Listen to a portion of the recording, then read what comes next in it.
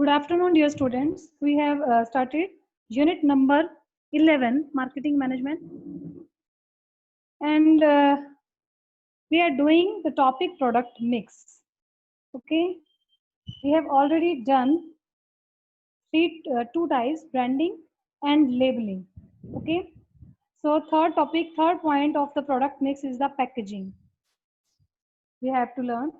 We have to discuss. First of all, I want to explain the labeling in detail. Is labeling compulsory? Yes. So students, generally the producer is at liberty to use the label or not, and then to choose the kind of label. But it has been made compulsory by the government to use the label for some products. Okay. Besides this, the description of label has also been fixed. For example, जैसे mandatory to use the label along with the stipulated information और medicines और या processed food जो हैं इनके ऊपर बहुत compulsory है. Similarly, the products which are जो कि health के लिए सही नहीं है, हानिकारक है, injurious to health, must carry the statutory warning regarding its use. Okay?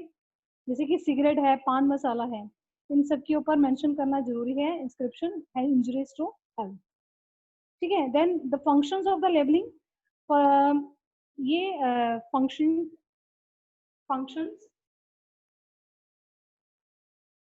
of labeling. First point is describe the product and specify its content.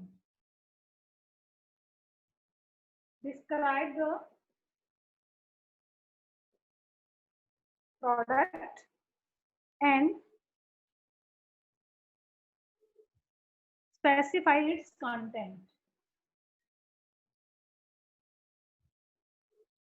Yes, students.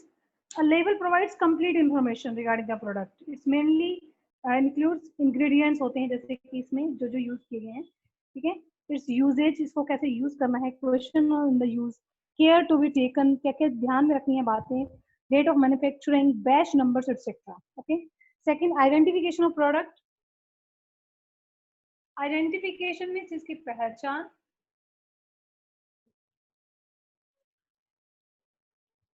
क्योंकि इसका जो ब्रांड है या इसका जो नेम है वो आपके इस लेबल के ऊपर मेंशन होता है. अगर आपको कोई सोप, कोई शैम्पू, कुछ भी अगर आपको परचेज करना है तो आप उसके लेबल से ही उसको इजीली आइडेंटिफाई कर सकते हो. Third is the grading of product. Grading means अगर क्वालिटी वाइज या बहुत सारी चीजें कोई भी कंपनी बना रही है तो उसको ग्रेड करते हैं. ठीक है. और उसको उसके लिए भी जो लेबल के ऊपर मेंशन किया जाता है. So when the product has different qualities, labeling helps to find out which pack contains what type of quality. इस तरह के पैकिंग में किस तरह की क्वालिटी अवेलेबल है. ठीक है. नेक्स्ट है help in promotion of products.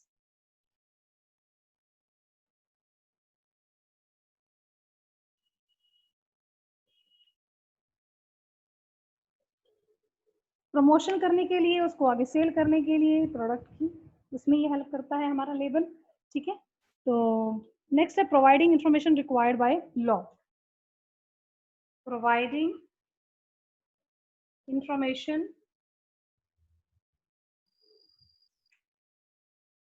required by law.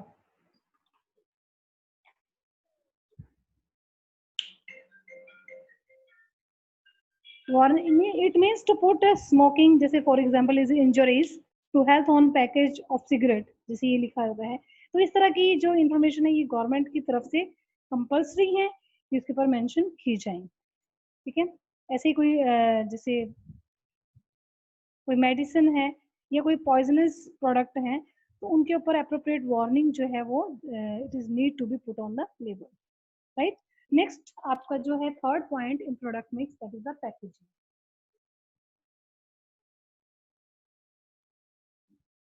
Third point is packaging, C point.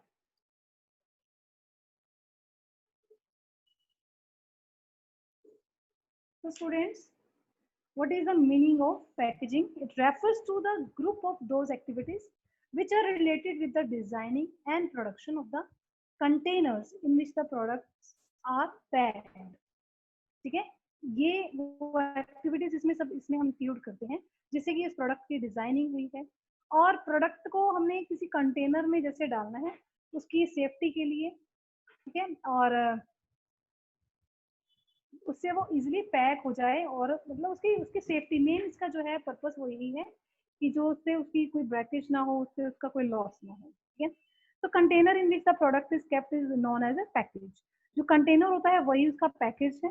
Packaging refers to the group of those activities which are related with the designing and production of the containers in which the products are packed. So under this process, container are designed so that the customer does not face any difficulty while using it. Mainly customer को भी कोई problem ना हो उसको use करने में। For example, अब यहाँ हम एग्जाम्पल ले रहे हैं, जैसे आप यूज करते हैं घर में हिट लिक्विड। हिट लिक्विड अगर आप यूज करते हैं तो आप देखते हैं कि इसके ऊपर एक नॉब बना होता है जिसको आप प्रेस करते हैं। तो if it had not been packed like this, अगर उसकी पैकिंग इस तरह से ना हो तो there would have been lesser utility of the product. तो उसको यूज करना मुश्किल हो जाएगा, उसकी जो यूटिलिटी है वो कम हो जाएगी, ठीक है। नेक्स्ट इसका जो इसके अंदर आ रहा है that is the sub topic, that is the functions of packaging. इसके क्या फंक्शन है? Functions. First is the product identification. Product identification. जो इसकी पैकेजिंग होती है ना वो एक अट्रैक्टिव अगर हो तो उसके लिए वो आइडेंटिफाई करना इजी होता है। So a product is packed in special sized, colored and shaped container for keeping its difference from the product of competitors. Competitors से थोड़ा डिफरेंट भी लगे तो ये अट्रैक्ट करे लोगों को। तो फॉर एग्जांपल जैसे कि येलो है या black colour pack of Kodak roll है, वो अपने आप में ही क्लियर हो जाता है प्रोड्यूसर को कि मतलब ये दोनों डिफरेंट है, ठीक है, उनके कलर से ही क्लियर हो जाता है। नेक्स्ट है प्रोडक्ट प्रोटेक्शन। सेकेंड इसमें जो हम बात कर रहे हैं प्रोटेक्शन की। प्रोटेक्शन, तो students the main function of packaging is to provide protection to the product.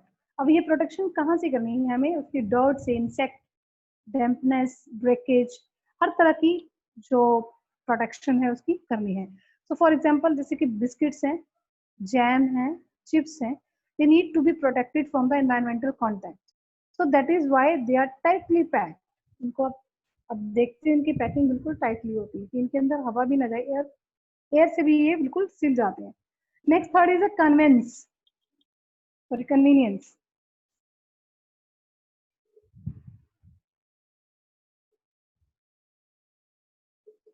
Convenience means उसको उठाने में, ले जाने में इधर उधर easily. So packaging provides convenience in the carriage of the product from one place to another, in stocking and consuming, रखने में, उसको कंज्यूम करने में आपको इजी रहता है, ठीक है। जैसे कि कोक की अगर बॉटल की बात करें तो makes the carriage and stocking easier, ठीक है। ऐसे ही Frooti provides convenience in the its consumption, ठीक है। नेक्स्ट है इसका प्रोडक्ट प्रमोशन। पैकेजिंग का यूज उसकी प्रमोशन के लिए भी करते हैं, अट्रैक्टिव इसकी पैकेजिंग की जाए ताकि packaging simplifies the work of sales promotion. Packing material in the house reminds the consumers constantly about the product. In this way, packaging it performs the role of passive salesman. Consequently, it increases the sales. इससे भी sales increase होती है। तो students इसके अंदर एक जो छोटा सा और टॉपिक आ रहा है that is the levels of packaging. Levels, first इसका है primary. Primary packaging, primary packaging means it refers to that container which are very close to the product. In some cases it is kept throughout the entire life of the product. जैसे कि अगर आप कोई भी cream या कोई paste, toothpaste की बात करें, शेविंग क्रीम की बात करें, ठीक है, ये सब इन केस में इनको एक प्लास्टिक की ट्यूब में डाला जाता है। So this is the primary packaging. In other cases, it is kept till the consumer is ready to use the product. ठीक है, such as plastic cover of the Britannia cake, ये example आप इसमें ले सकते हैं। Okay, then है secondary packaging.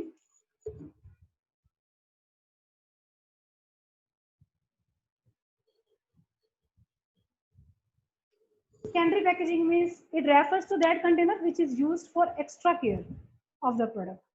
अब जैसे आप कोई भी क्रीम लेके आते हैं, जैसे कोई भी फेस क्रीम या कुछ भी, तो उसको एक आप देखते हो कि एक बॉक्स में या फिर वो किसी ना किसी उसमें कवर होती है। पहले तो प्लास्टिक की ट्यूब में है, उसके बाद वो किसी बॉक्स में कवर रहती है। ठीक है, that is a secondary packaging. Okay, और इसी इसके ऊपर when a consumer starts using the cream he will dispose of the box, but retains the primary packaging रहती है। जो प्राइमरी पैकेजिंग है वो रहेगी, जो कि प्लास्टिक ट्यूब है। ठीक है, तो दैट इज अ, ये सेकेंडरी पैकेजिंग है। Third is the transportation packaging.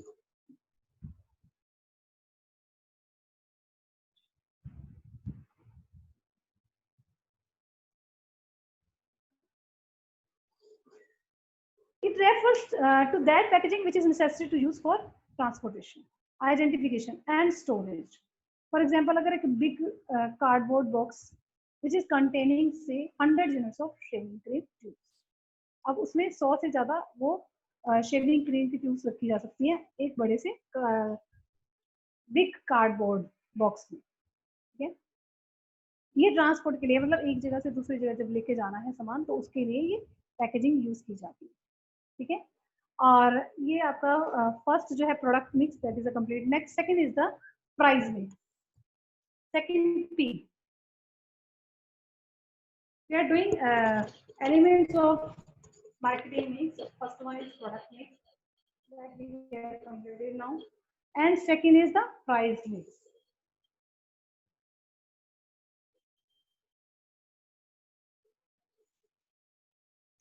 First of all, price mix refers to all those decisions which are concerned with the price fixation of any product. ठीक है, जो वो सारे डिसीजन इसमें हम इंक्लूड करेंगे जो प्राइस को फिक्स करने के लिए, उस पर्टिकुलर प्रोडक्ट और सर्विस के प्राइस को फिक्स करने के लिए इसमें यूज किए जाते हैं। Under price mix, decide fixing the price of the product और सर्विस, डिसीजंस रिगार्डिंग जैसे कि credit sale, discount are also included. न केवल इसमें हमने प्राइस फिक्स की बात कर रहे हैं, हम इसमें अगर कुछ क्रेडिट पे देंगे उनको या डिस्काउंट वगैरह देना है, वो सब बातें भी, वो सब डिसीजंस भी इसी में इंक्लूडेड हैं। ठीक है, तो price mix includes the following decisions. First one is determining of price of product, जो इसका प्राइस है वो इसमें डिटरमिन किया जाएगा। ठीक है, second is determining of trade and cash discount. Third is credit policy. Credit policy means whether goods be sold on credit और नॉट, कि पहली बात तो यही उनको डिसाइड करना है कि गुड्स बेची जाएंगी घर पे या नहीं। ठीक है, और कई बार ऐसा होता है कि कंपनी पॉलिसी में भी to sell goods on credit on prosperous customers only, और कुछ लिमिटेड से कस्टमर जिनको वो देना चाहते हैं क्रेडिट पे, सबको नहीं। ठीक है, फोर्थ डिसीजन इसमें होगा कि period of credit and procedure to be adopted in case of non-receipt of payments even after the expiry of credit period. ठीक है, अगर कोई पर्सनल क्रेडिट जो भी अमाउंट है वो उसने वापस नहीं किया, उसके बाद क्या प्रोसीजर अडॉप्ट करेंगे, ये भी इसमें हम डिसीजन में डिसाइड करते हैं। So price of goods and services are expressed in monetary terms. आपको पता ही है कि मॉनेटरी टर्म्स में आएगा, ये प्राइस के फॉर्म में आएगा। तो प्राइस में be called by various names. जैसे कि अगर मैं बात करूँ कि अगर प्राइस ऑफ ट्रांसपोर्टेशन, अगर आप एक जगह से दूसरी जगह बसेस में, ट्रेन वगैरह में जाते हैं तो उसके लिए आप क्या पे करते हो, फेयर। ऐसे ही अगर एजुकेशन के लिए अगर आप प्राइस देते हो तो वो होता है आपका ट्यूशन फीस। ऐसे ही अपार्टमेंट्स वगैरह के लिए प्राइस जब आप पे करते हो रेंट, तो वो है रेंट। ठीक है, प्राइस फॉर एग्जीक्यूटिव जॉब है तो सैलरी, ऐसे ही प्राइस फॉर लेबर वेजेस। तो ये डिफरेंट डिफरेंट नेम्स हैं प्राइजेस के। ठीक है, देन कुछ फैक्टर्स हैं जो अफेक्ट करते हैं इसको फिक्स करने के लिए। अब हमें प्राइस फिक्स करना है तो उसके लिए कुछ फैक्टर्स हैं हमारे पास। ठीक है, तो factors determining fixation of price. First point is factors, first point is product cost. Product cost. So students, in first point, cost of the product is main component of price. This includes the cost of producing, distributing and selling the products. No company can sell its product or services at less than the cost of product. जितनी भी cost आ रही है ना उस product को बनाने में, इससे कम पे कोई भी company price जो है वो fix नहीं करेगी। ठीक है, इस पे कम पे sell नहीं करेगी। So before price fixation, it is necessary to complete data relating to the cost of product and keep that in mind. So there are 3 types of cost. हमारे पास 3 तरह की cost रहती है. First is the fixed cost, second is the fixed cost में होता है जैसे कि बिल्डिंग का रेंट है, सैलरी है, परमानेंट स्टाफ वगैरह की, ये फिक्स्ड कोस्ट है. सेकंड है variable cost. Variable cost means material, labour. ये वेरिएबल क्यों है कि जब अगर हम उसको प्रोड्यूस करेंगे तभी मटेरियल परचेज करेंगे, तभी हमें जो टेम्परेरी लेबर है उसकी नीड होगी, तो ये खर्चा तभी आएगा, तो ये वेरिएबल कोस्ट है. And third is a semi variable cost. That is a compensation of sales persons may include a fixed salary of say, जैसे कि एक पर्सन को आप सैलरी तो दे ही रहे हैं, वो तो उसकी आएगी फिक्स्ड में, बट साथ में प्लस दे रहे हैं commission at the rate 7% on sales. अगर वो सेल करेगा तो उसके ऊपर उसके 7% कमीशन भी दी जाएगी. That is the semi variable coast. So at least the price should be able to recover the variable cost as the fixed costs are incurred. कम से कम वेरिएबल कोस्ट को तो उसको कवर करना ही है, ठीक है. और whether the production takes place or not, चाहे वो, क्योंकि फिक्स्ड कॉस्ट तो आपकी परमानेंटली हो ही रही है, अब चाहे प्रोडक्शन हो या ना हो, काम हो या ना हो, फिक्स्ड कॉस्ट तो आपको पड़ती ही है, ठीक है. So the cost set the minimum level of the floor price at which the product may be sold. Floor price को उसको रिकवर करना बहुत जरूरी है. तो देन इसके अंदर जो हम इसमें पॉइंट इसमें डिस्कस करेंगे, that is the utility. Second point is the utility and demand.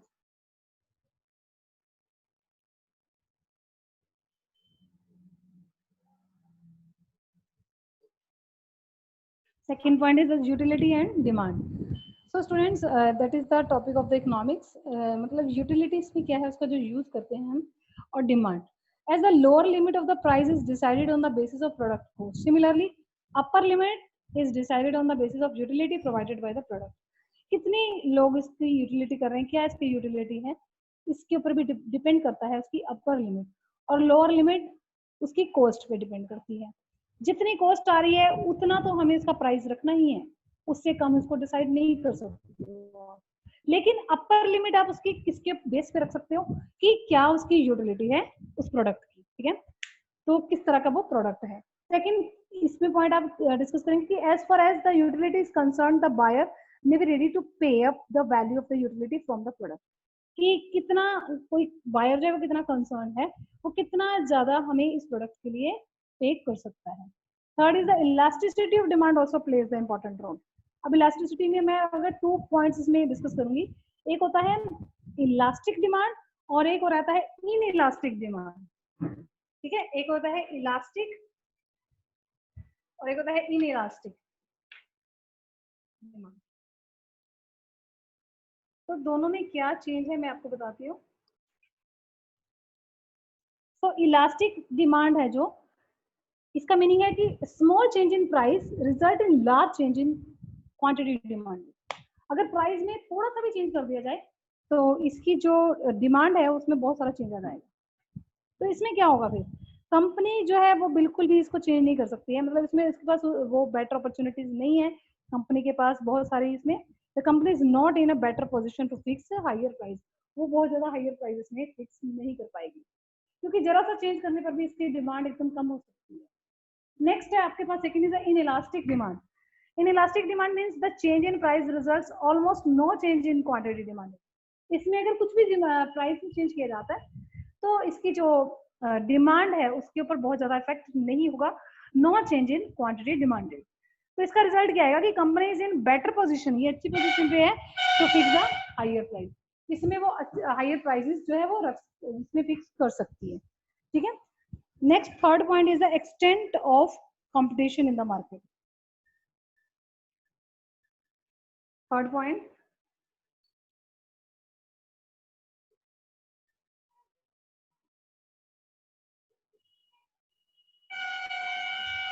competition in the market. Extend means होता है बढ़ाना, ठीक है, कंपटीशन में, मार्केट में कंपटीशन को. तो the product cost set the lower limit of the price and utility of the product determines the upper limit of the price, but it is actually the extent of competition which fixes the product price of the product. जो product की जो cost होती है वो lower limit का मतलब तो ये है कि जितना उसकी मिनिमम हमें कॉस्ट आ रही है, ठीक है, और अपर लिमिट हम तब फिक्स करते हैं जब उसकी यूटिलिटी बहुत ज्यादा है।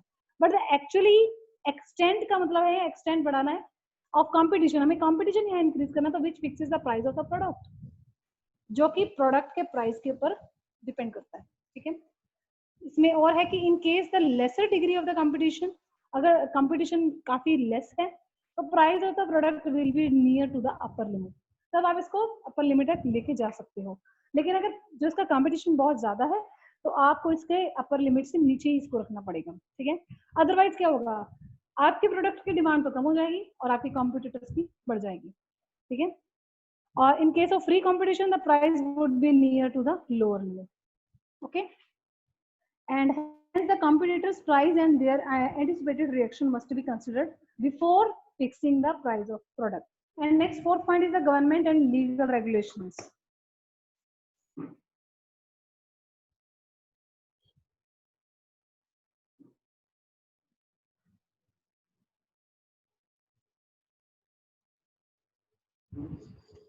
Government and legal regulations means if the price of the commodity and services is to be fixed as per the regulations of the government, it should be also borne in mind. Government can declare a product as essential product and regulate its price. तो हमें उसी के accordingly ये price fix करने होते हैं, ठीक है। तो गवर्नमेंट जो है वो डिक्लेयर कर देगी अगर उसको, तो उसी के अकॉर्डिंगली हमें ये प्राइस फिक्स करना पड़ेगा, उसी को रेगुलेट करना पड़ेगा, ठीक है। हम उससे ज्यादा या उससे कम नहीं कर पाएंगे। Next fifth point is price objectives. ये गवर्नमेंट एंड लीगल रेगुलेशंस में हम किसको इंक्लूड कर सकते हैं, जैसे बीट होता है या राइस होते हैं, तो ये इनके जो प्राइसेस हैं वो गवर्नमेंट ही जो है वो डिसाइड करती है हर साल, तो उससे कम पे आप नहीं कर सकते। ये प्राइस, ये वो टॉपिक है आपका जो जिसमें प्राइस फ्लोर, हाँ ये इकोनॉमिक्स में आपने ये टॉपिक किया था। नेक्स्ट है price objective.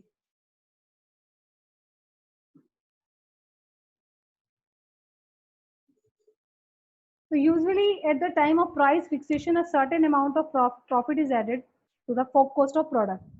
If company objective is to earn higher profit, it may add higher amount of, जितना ज्यादा कंपनी का ऑब्जेक्टिव रहता है प्रॉफिट्स को ज्यादा करने का, उतना ही वो उसमें ऐड करते हैं अपने प्राइस को ज्यादा।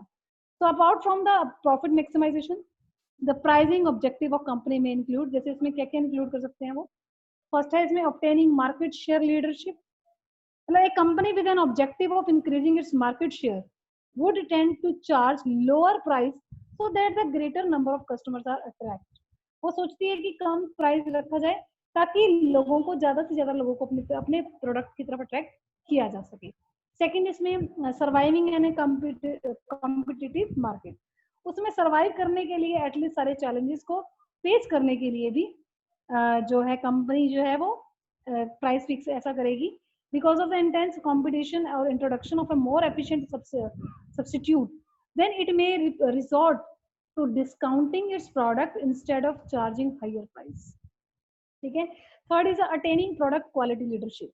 to achieve this objective one has to incur higher cost on research and development। सबसे पहले उसको क्या करना है यहाँ पर, जिस ऑब्जेक्टिव को अचीव करने के लिए उसको क्या करना है, टू इनकर हायर कॉस्ट, ज्यादा से अगर ज्यादा कॉस्ट आ रही है उसकी रिसर्च एंड डेवलपमेंट, उसके ऊपर टाइम लगाएं वो, hence the higher price are fixed to recover the additional cost incurred। And sixth point in marketing method use, marketing methods used। Price is also influenced by the marketing methods used by the company, जैसे कि commission which is to be paid to the middleman for sale of goods is also added to the price। अब जो commission उसमें दी जा रही है ना middleman को, वो भी प्राइस में इंक्लूडेड हो जाती है। Similarly, if the customer are to be provided after sale services facility, then those expenses are also added to the price, वो भी इसमें इंक्लूडेड है। तो ये फैक्टर्स भी इसमें अफेक्ट करते हैं, ठीक है। तो ये है आपका second, it was the price mix। third is the promotion mix।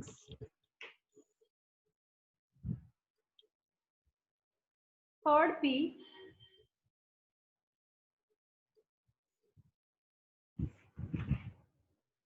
that is the promotion mix।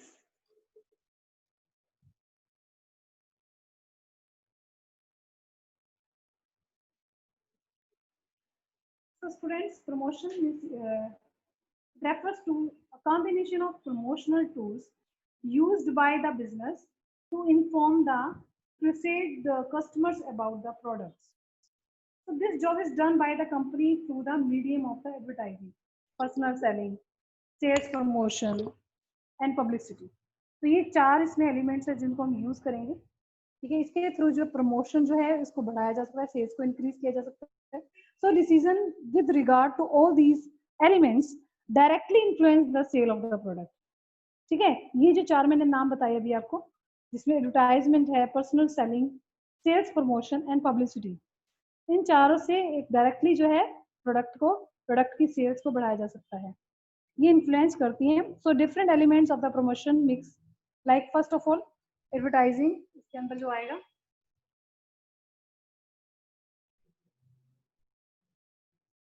you know very well what is advertising.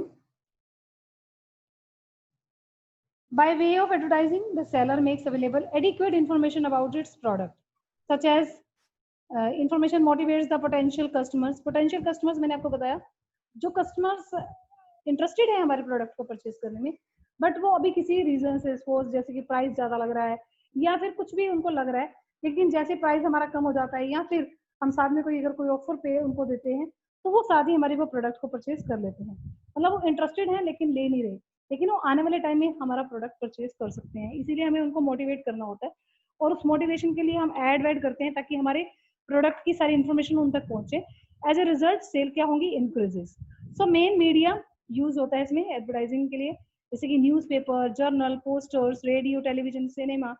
तो marketing management should take into consideration the following factors while the select, जैसे में आता है selecting the medium of advertisement.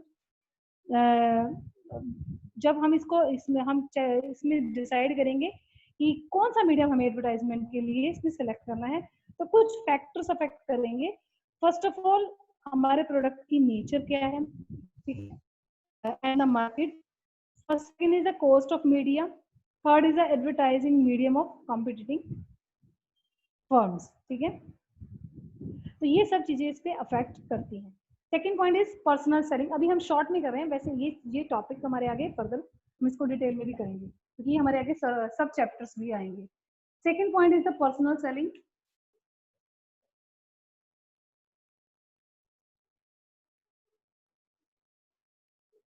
Personal selling, so by way of advertising, the seller conveys his version of the product but cannot know the reaction of the customer. उनको जब advertising हम करते हैं तो हमने अपना व्यू तो रखा, लेकिन हमें ये नहीं पता भी अब कस्टमर्स का रिएक्शन क्या होगा। So it is a one way system of the promotion. इस डेफिशिएंसी को कंप्लीट पूरा करने के लिए, कह लो कि कमी को दूर करने के लिए, तो जो क्या है कि ये सिस्टम यूज हुआ पर्सनल सेलिंग का।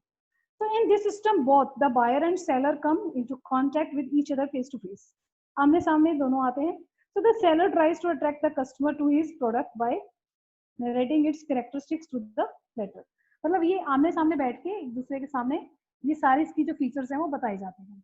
जो सेलर होते हैं वो सारी पॉइंट्स इसमें क्लियर करते हैं, जो भी डाउट्स हैं अगर बायर्स के वो भी उनको क्लियर करते हैं। Third is the sales promotion. Sales promotion. So all other measures than advertising, publicity, and personal selling taken to increase the sales are included in sales promotion. जो इसमें थर्ड इसमें पॉइंट है हमारा वो सेल्स प्रमोशन है इनके अलावा, जिसमें हम क्या कर सकते हैं, लोगों को अट्रैक्ट करने के लिए कुछ साथ में गिफ्ट दे सकते हैं या फिर कोई facilities of payment in instalment, जैसे फॉल इन प्राइजेस, कुछ टाइम पीरियड के लिए आप प्राइस उसके कम कर देते हैं। कंज्यूमर्स कॉन्टेस्ट रख लेते हैं, एग्जीबिशन एंड फेयर, ये कूपन सिस्टम या फिर डिस्ट्रीब्यूशन ऑफ सैंपल्स, साथ में कुछ फ्री आइटम्स, इस तरह से कुछ भी। तो all the measures of the sales promotion are temporary, कि कुछ टाइम पीरियड के लिए आते हैं, शॉर्ट पीरियड के लिए होते हैं, ताकि लोगों को एक बार हम हैबिट बना दें हमारे प्रोडक्ट को यूज करने की, ठीक है। तो ये भी हमारा एक बहुत अच्छा मेथड है सेल्स को बढ़ाने का। Fourth point is the publicity.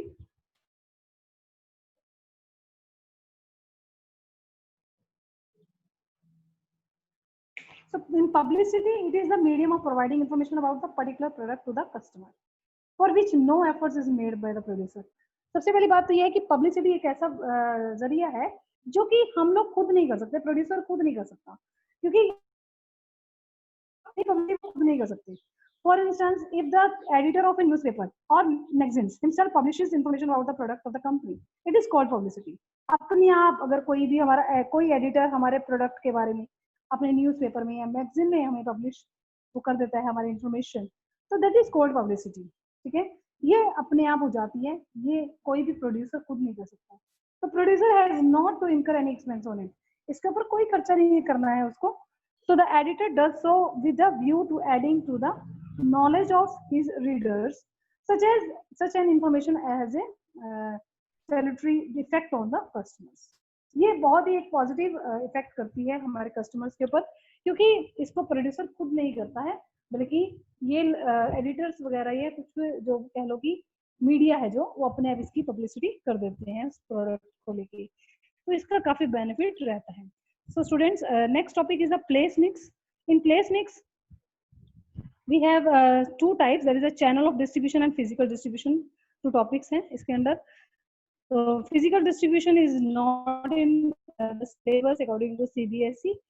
And first one, channel of distribution, that we will discuss in next lecture.